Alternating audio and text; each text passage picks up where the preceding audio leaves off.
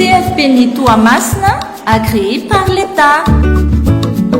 Mapiofana arakasa, pâtisserie, cuisine, restauration, hébergement, coupe et couture, décoration intérieure, broderie à la machine, coiffure esthétique, informatique, secrétariat, anglais sy français.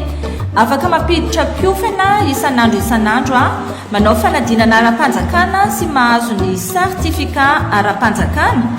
Toerana telo no ahitana azy eto Toamasina dia ny CFP-ny Anjoma, akaikin'ny ampitan'ny Albarakat, akaikin'ny Longo, CFP-ny Mangarano, eo akaikin'ny 4 chemin Tranmora ary ny CFP-ny Tanambao 5 eo arinan'ny BFV Tanambao 5.